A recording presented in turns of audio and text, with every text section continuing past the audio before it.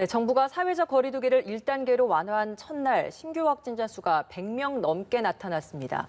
대전과 충남 지역에서는 추석 연휴 친인척 모임을 통한 코로나19 확진이 크게 확산되고 있어서 방역 당국에 비상이 걸렸습니다. 네, 의정부 재활병원 등 의료기관에서의 추가 확진자도 계속 나오고 있는데요. 관련 내용들 백순영 가톨릭의대 명예교수와 함께 알아보겠습니다.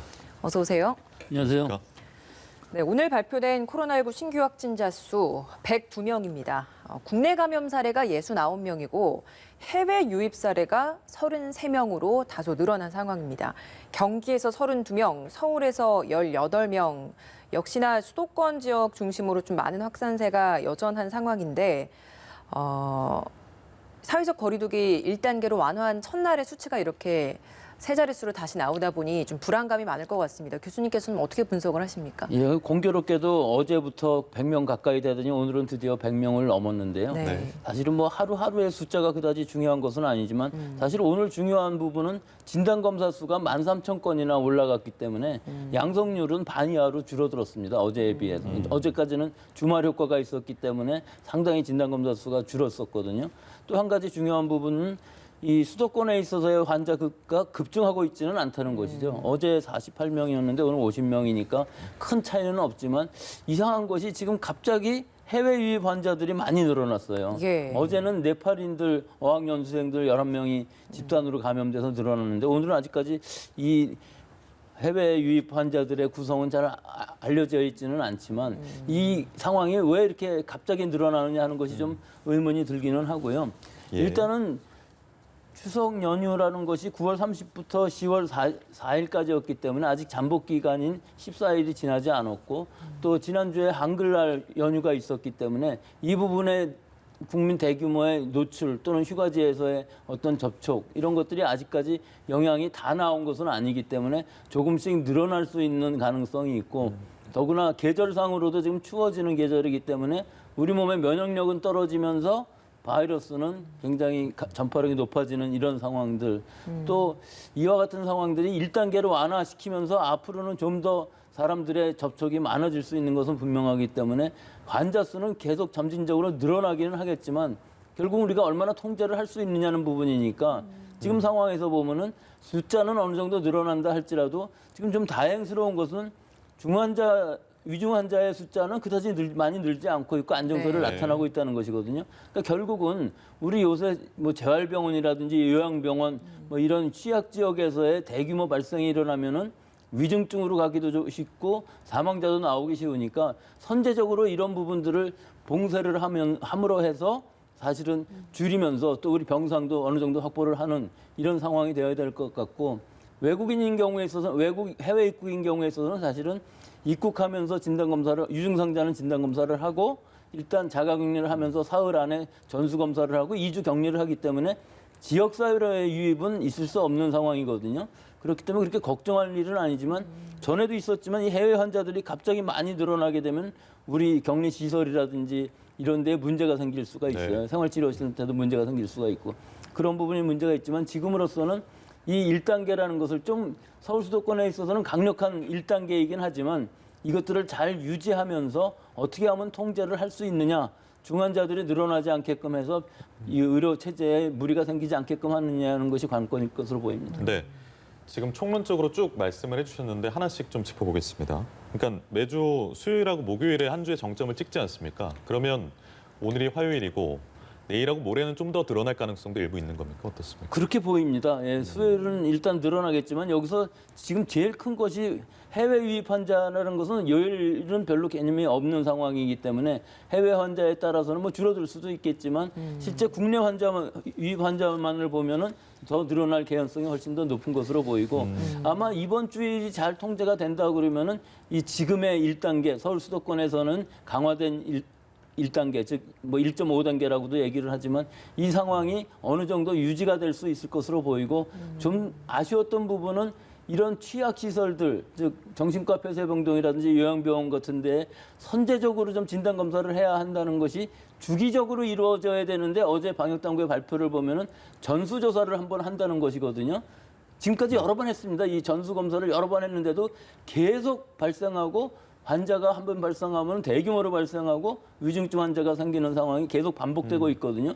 이것은 우리가 1월 20일 날 이 해외로부터 우리나라에 처음 코로나19가 들어온 이후로 계속 반복되면서 강조했던 부분들인데 아직도 그것이 잘 되고 있지 않은 부분들이 좀 아쉬운 부분이 있어서 일단 그 요양병원이라든지 이런 노인들이 많이 거주하는 시설에 있어서는 선제적으로 주기적으로 모든 관계자들을 다 검사를 해야만 이것을 막을 수 있을 것이고 또 면역 진단 같은 것을 통해서 어느 루트를 통해서 감염이 성립되느냐 하는 것들도 알아낼 수 있는 방법들이 있기 때문에 좀 더 구체적이고 선제적인 방역 지침이 네. 필요한 시기라고 봅니다. 예. 그러니까요. 이 질문을 좀 드려야 될 것 같아요. 그러니까 감염 경로 미분류 환자가 19%가 되고 있는 상황에서 1단계로의 전환이 조금은 섣불렀던 거 아니냐 이런 시각들도 일부 나와 있어서 좀 직접적으로 질문 드리겠습니다. 근데 그것뿐만 아니라 지금 환자 수만 봐도 우리가 50명 이하가 돼서 1단계로 간 것도 아니고 네. 또 방역 당국의 통제 범위라는 것도 80%를 넘지 못하는 것이고 이 조건을 맞추려고 그러면 아마 몇 달 안에도 가능하지 않을 것으로 보이거든요.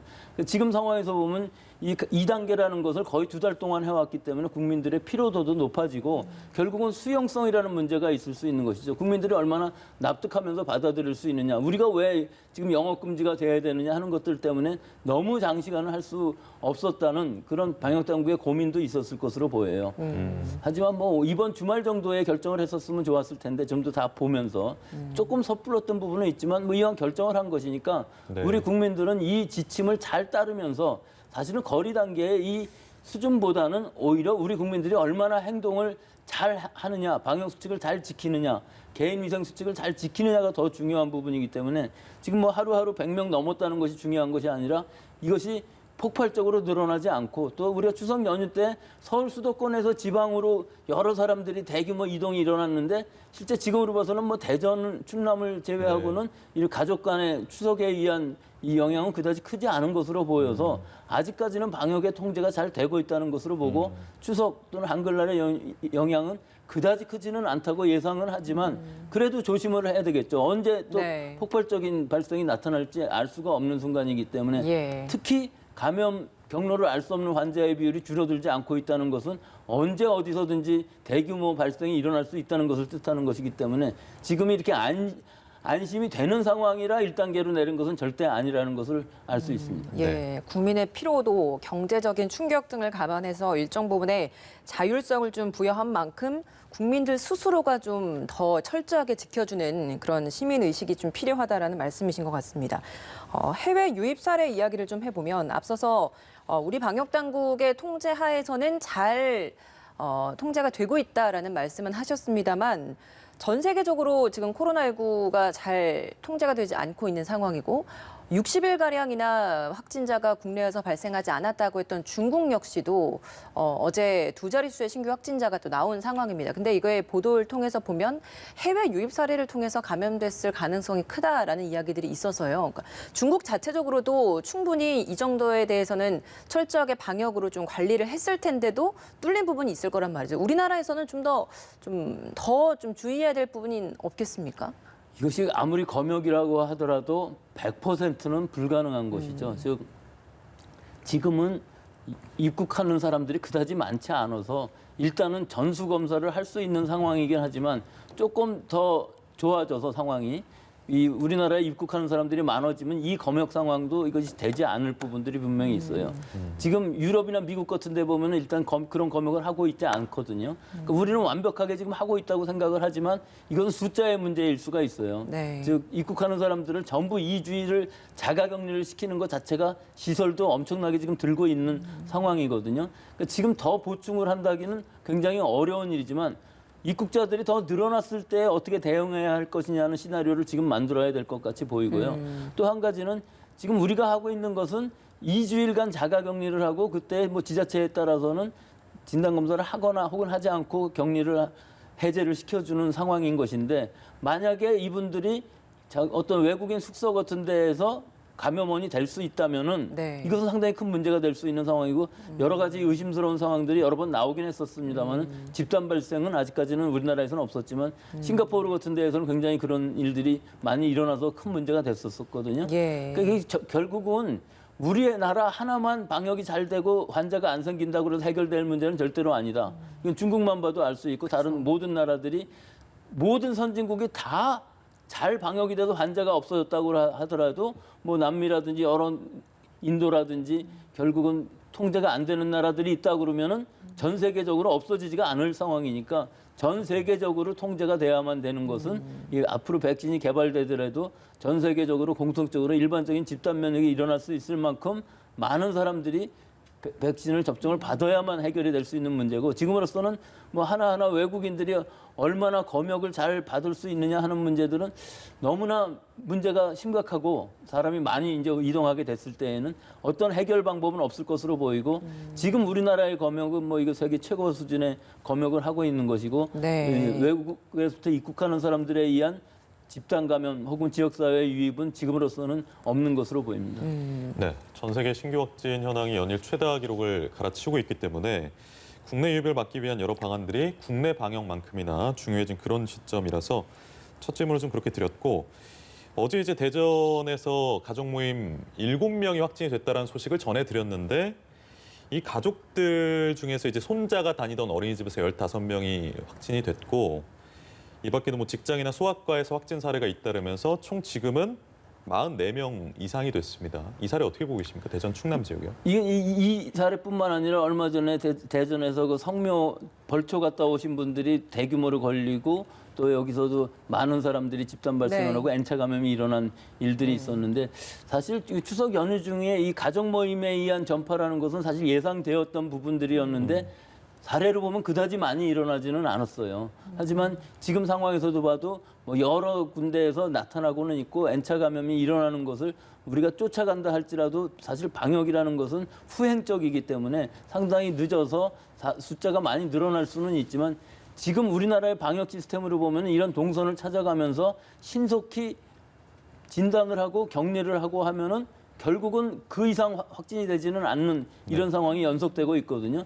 결국은 이 가족 모임의 경우에 있어서도 많은 사람들을 진단 검사를 해야 되겠지만 결국은 어느 정도 범위 안에서 제한적으로 일어나고 통제는 되는 상황이기 때문에 큰 걱정은 아니지만 문제는 대전이라든지 부산이라든지 이런 쪽에 있어서는 이런 것들이 더 많이 일어난다는 것이 지금 사실 당국의 고민일 겁니다. 특히 지자체들에서는 자기 지역에 있어서 어떤 특정 지역이 또 환자들이 많이 발생하는 경향들이 있고 하기 때문에 네. 이것들이 지역사회에 있어서의 그 감염원을 알 수 없는 환자의 발생과 이 가족 간의 모임에 의해서부터 N차 감염이 일어나는 것들이 완전히 독립된 일들이 아니라 네. 상당히 관련성이 있는 부분들이기 때문에 결국은 증상이 나타나는 사람들, 즉 젊은 사람들 사이에서 감염이 되었을 때에는 증상이 거의 없다가 이게 무증상 감염이죠. 나이가 먹은 사람들 혹은 기저질환이 있는 사람들에서 증상이 나타나면 환자가 이제 확진이 되는 것이고 그 이후에 동선을 찾아보면은 이미 N차 감염이 일어난 네. 상황에다가 무증상 감염자들이 많이 있었다는 상황은 뭐 이건 뭐 방역의 지금 한계라고 볼 수 있는 것이기 때문에 지금 있는 최대한의 것을 하되 지금부터는 좀 더 선제적인 진단 검사가 돼야만 이 감염 경로를 알 수 없는 환자의 비율을 줄일 수 있을 것이라고 봅니다. 그 대전 어린이집 사례를 좀 봤을 때 확진된 원아들 보니까 다 24개월 미만의 아이들이더라고요. 근데 24개월 미만의 아이들은 그 방역 지침상 마스크를 쓰면 이게 더 오히려 위험하기 때문에 마스크 착용이 의무화되기가 어려운 부분이 있어서 마스크 착용을 하지 않으면 방역에서 굉장히 많이 노출되는 것이다. 코로나19에 노출되는 것이다라는 건 많이들 우리가 알고 있는 것인데 이런 어린 아이들 같은 경우에는 그러면 이런 어린이집에 또 갈 수밖에 없는 상황에선 어떤 식으로 방역이 이루어져야 되는 겁니까? 글쎄요. 결국은 이거는 한계점이라고 볼 수 있는 것이 24개월 이하의 영아인 경우에 있어서는 호흡기계들이 완전히 다 완성이 되지 않은 아이들도 많고 또 천식이 있다든지 호흡기계에 좀 질환이 있을 수도 있고 자기 자신이 완전히 불편해도 컨트롤하지 못하기 때문에 이상이 생길 수가 있거든요. 호흡 곤란이 생길 수도 있고 하기 때문에 꼭 권장하지는 않지만 가능하면은 한 2살 가까이 된 아이들은 특히 여자아이들 같은 경우는 잘 알아듣고 잘 따를 수가 있기 때문에 어느 정도는 마스크를 쓰라고 얘기를 할 수도 있을 것으로 보이지만 예. 여기서 제일 중요한 부분은 이 영아들 주변에 있는 사람들은 전원 마스크를 쓰고 방역 수칙을 잘 지켜야만이 어린아이들을 지킬 수 있다는 것이죠. 하지만 어린아이들 사이에 있어서의 감염은 우리가 막을 수가 없고 실제로 이 코로나19라는 것은 이 영아들에 있어서 뭐 그렇게 대단히 증상을 나타낸다든가 사망률이 생긴다든가 하지는 않기 때문에 뭐 소아다기관염증 증후군이라는 것이 있긴 합니다만은 그러니까요. 그건 굉장히 드문 일이고 우리나라 정도의 환자 수준에서는 사실은 그런 코로나19로 인해서 사망하는 어린아이들은 없는 상황이기 때문에 아주 위생적으로 잘 관리를 함으로 해서 이 마스크를 쓰지 않은 아이들 또 부모님들도 꼭 마스크를 씀으로 해서 부모님이 혹시 감염되었을 때 아이한테 전염되지 않도록 하는 주의가 필요한 것이기 때문에 소독, 환기, 뭐 모든 방역 수칙을 철저히 지켜야만 어린아이들이 감염되는 것을 막을 수 있다고 봅니다. 예. 의정부의 재활병원 사례도 좀 짚어봐야 할 것이 지난 6일에 첫 확진자가 발생한 이후에 지금 일주일 만에 57명이 확진이 된 상황입니다. 비교적 빠른 시기에 동일 집단 격리에 들어갔는데 그 이후에도 확진자가 계속 나와서 이틀 사이에 뭐 35명이 확진되는 경우도 있었어요. 여기도 이제 지표 환자가 아직 나오지 않은 감염 경로 미상인 상태인데 동일 집단 격리 이후에도 이렇게 계속 나오는 이유가 뭐라고 보십니까? 이것은 실제로 감염이 언제 성립됐는지는 알 수가 있지만 그분이 어디서부터 감염됐는지를 알 수가 없고 네. 또 얼마나 그 환자들 사이에서의 감염이 노출이 되어 있었는지를 알 수가 없기 때문에 진단검사를 계속 함에 따라서 잠복기 안에서 이제 감염이 성립되는 사람들은 계속 나오게 되는 상황이기 때문에 처음에는 5층에서만 발생을 했지만 3층까지도 발생을 네. 했고 4층은 발생을 하지 않았지만 3, 4, 5층을 전부 이 동일 집단 격리를 한 상황이거든요. 네. 그렇지만 그 밖에서도 또 감염이 나오기 때문에 이 부분은 어떻게 해서든지 전부 찾아서 결국은 통제는 해야 되겠지만 아직까지 시간적으로 봤을 때에는 좀 더 확진자가 나올 가능성이 있고 사실 근데 이 경로를 보면은 조금씩 줄어들고는 있기 때문에 예. 이게 어느 정도 또 통제는 될 수 있을 것으로 보이지만 제일 중요한 부분들이 이런 그 재활병원인 경우에 있어서는 환자들하고 간병인하고의 직접 접촉이 일어날 수밖에 없는 상황이라는 것이죠. 즉 아무리 마스크를 철저히 한다 할지라도 제대로 움직이지 못하는 분을 부축을 해서 간병을 하고 하다 보면은 감염이 굉장히 넓게 확산될 수밖에 없고 또 환자들 사이에 있어서도 상당히 밀접한 접촉이 일어날 수밖에 없기 때문에 대규모의 확산이 일어날 수가 있는 가능성이 있는 것이 뭐 청도의 그 대남병원의 경우에 있어서도 뭐 거의 100% 감염되는 것을 보면은 또 지금 이 코로나19라는 것이 변이가 많이 진행이 되어서 지금 이 코로나 GH라는 바이러스는 상당히 감염력, 전파력은 강한 데 비해서 증상은 좀 약한 이런 바이러스도 좀 변해 있기 때문에 지금 상황에서 보면 이런 취약시설에 있어서의 방역을 제일 우선시해서 이런 일이 생기지 않게끔 하는 것을 일단 제일 우선적으로 해야만 할 방역의 조치라고 생각을 합니다. 네, 알겠습니다. 병원 내 상황에 대한 방역 조치 필요성에 대해서 짚어주셨고 장례식장이나 결혼식장 역시도 위험시설 중에 하나였습니다. 때문에 2단계로 격상됐을 때는 결혼식장이나 장례식장도 쉽게 열지 못하는 상황이었는데 지금 1단계로 완화된 후로는 50인 이상으로는 가능해졌습니다. 이게 금지된 상황이 아니라서 열 수는 있는 건데 지금 또 보면 서대문구 장례식장에서의 관련 확진자도 11명 나온 상황이지 않습니까? 지금 현 상황에서 1단계로까지 완화된 지금 이 시점 어떤 식의 조치가 좀 더 필요하겠습니까? 지금 2단계일 때에도 보면은 결혼식은 상당히 단시간에 끝납니다. 뭐 1시간 이상 하는 결혼식, 뭐 길어봐야 3시간 정도 하고 거의 뷔페식의 식사를 하지 않기 때문에 또 거리 두기도 어느 정도 가능했기 때문에 거의 감염 사례가 없었는데 비해서 장례식장은 사실은 좀 그렇지 않습니다. 네. 50명 이하로 한다고 해도 49명까지 해서 그 사람들이 이 가림막은 있지만 굉장히 장시간 머물면서 식사도 하고 하기 때문에 위험성이 컸었어요. 근데 지금 이제 1단계로 되고 나면 그런 인수 제한도 없어지는 상황이기 때문에 제일 중요한 부분은 얼마나 밀집도가 높아지지 않게 할 수 있느냐 하는 것이 더 중요할 것으로 보이고요. 또 이 장례식장 안에서 식사를 하는데 식사를 하시는 것까지는 좋은데 모여서 몇 시간씩 얘기를 하면서 서로 간에 감염이 일어나는 것들이 중요한 부분들이 있어서 그렇죠. 예, 이런 부분들을 막을 수 있는 좀 더 구체적인 지침이 필요할 것 같아요. 지금 명수만 있고 이 4제곱미터 안에 한 명, 그건 100명 이상이 모일 때 지금 대부분 그렇거든요. 근데 장례식장인 경우에 있어서는 그런 부분들을 좀 더 세밀하게 좀 접촉이 덜 일어나게끔 또 식사하는 시간 이외에는 절대로 마스크를 벗지 않는 이런 지침들을 아주 의무적으로 마련해 주셔야 될 것 같은데 조금 어려워 보입니다. 우리나라 그 여러 가지 문화적인 상황으로 봤을 때 장례식장에서는 보통 뭐 30분, 1시간이 아니라 몇 시간씩 머물기 때문에 이 시간을 줄이는 것이 더 중요할 것으로 보이고요. 또 실제로 장례식장이 예전처럼 그렇게 많은 사람이 모여서 실내 환경에서 아주 밀집된 환경에서 많은 사람들이 있는 것은 아니지만 각각의 개인들이 접촉하는 부분들이 더 중요한 문제가 될 것으로 보입니다. 알겠습니다. 지난주에 경북 상주에서 한 기독교 단체가 모임을 가졌습니다. 주최 측에 따르면 이게 뭐 수백 명이다라고 이것도 안 되는 거지만 더 알아봤더니 3,000명에 달했던 것으로 확인이 되고 있습니다.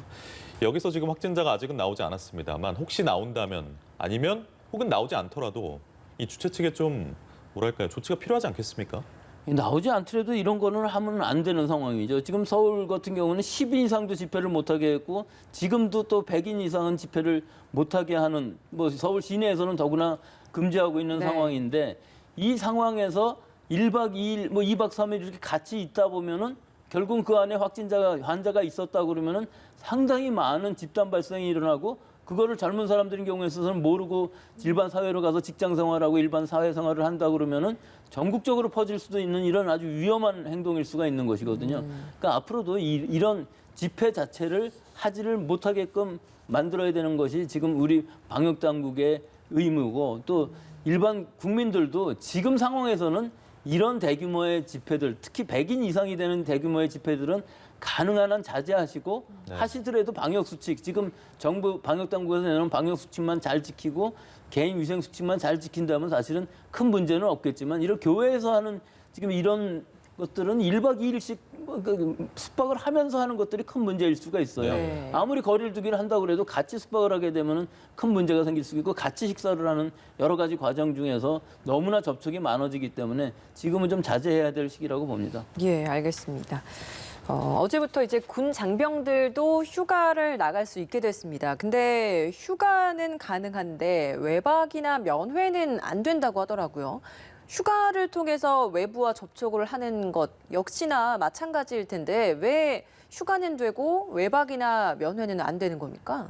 이건 뭐 누구도 납득은 할 수가 없겠죠. 저도 열심히 생각을 해봤는데 이해는 잘 안 되는데요. 한 가지 좀 납득할 만한 설명이라고 한다면은 네. 휴가 가는 사람들은 어느 정도 명수가 제한적으로 갈 수가 있겠지만 외박이라든지 면회 같은 것들은 너무나 많은 사람이 하게 되면 이게 군 당국에서 방역에 통제를 할 수가 없을 것으로 보여요. 그래서 일단은 지금 휴가와 외박 면회를 다 같이 한다고 그러면은 결국은 통제가 안 될 것이기 때문에 선제적으로 일단 휴가는 가야만 되기 때문에 풀어주되 면회라든지 외박인 경우에 있어서는 너무 숫자가 많고 이것은 통제할 수 없기 때문에 그렇게 방역을 정책을 정한 것이 아닌가. 뭐 제 어느 정도 군대 내에서 군대 내에서의 통제 가능한 범위 내에서 그렇죠. 예. 군대 내에서도 그 방역이라든지 뭐 이런 것들이 인력이 한정되어 있을 텐데 그 모든 사람들을 관리를 잘 못하게 되면은 결국은 그 안에서 환자가 발생하면은 큰일이 생기기 때문에 지금 그렇지 않아도 뭐 양주나 파주 같은 데에서 군부대에서 감염이 생겼는데 그 감염원도 알 수 없는 상황이기 네. 때문에 그렇죠. 이런 조치를 취한 것으로 보입니다.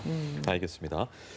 독감 무료 접종이 오늘부터 다시 시작이 됩니다. 오늘은 만 13세에서 18세 이하 청소년이 대상인데 잡음이 좀 쉽사리 가라앉지 않는 모습입니다. 이번에는 뭐 백색 물질인데 이게 좀 복잡해서요. 그러니까 특정 주사기하고 특정 백신하고 만나면 뭐 백색 물질이 생기는 겁니까? 어떻습니까? 글쎄 뭐 꼭 그런 건 아니지만 이게 우연히 이렇게 된 것 같습니다. 이 주사기에 그 윤활유로 실리콘 오일이라는 걸 사용하는데 이것이 주사액 안으로 나와서 이 항원 물질이랑 결합을 해갖고 침전물이 된다면 이건 문제가 될 수가 있는 것이죠. 그렇지만 품질 관리 면에서 보면 모든 그 주사기가 모든 백신의 주사액에 침전물을 만든다는 것은 즉 불용성으로 만든다는 것은 아니기 때문에 네. 아직까지 알려진 것으로 봐갖고는 그 지금까지 그 침전물이 생긴 그거 이외에는 61만 5천 건 정도 되는 것이죠. 그것도 전부가 61만 5천 건 심전물이 생겼다는 얘기는 아니지만 사실 안전성에는 큰 문제가 없을 것으로 보이지만 네. 유효성에서는 문제가 생길 수가 있는 것이거든요. 이 항원 물질이라는 것이 침전이 되면은 항원으로서의 역할을 제대로 할 수가 없기 때문에 결국 우리 방역 당국에서는 이 17,000명 정도가 이 백신을 맞았다고 하니까 그럼 그 사람들이 항체가 잘 생겼는지 안 생겼는지를 제대로 좀 검사를 해갖고 밝혀주시면은 우리 국민들의 우려도 없어질 것으로 보이는데 네. 지금 여러 가지 문제들이 우리 방역 당국의 이 무료 예방 접종 또는 이 독감 예방 접종에 대한 사업이 관리가 좀 부실한 부분들이 있었기 때문에 이것들을 앞으로는 좀 잘 관리를 할 수 있도록 이번 기회에 잘 마련을 해야 될 것으로 봅니다. 예, 알겠습니다. 오늘 말씀 여기까지 듣겠습니다. 백순영 가톨릭 의대 명예교수와 함께했습니다. 고맙습니다.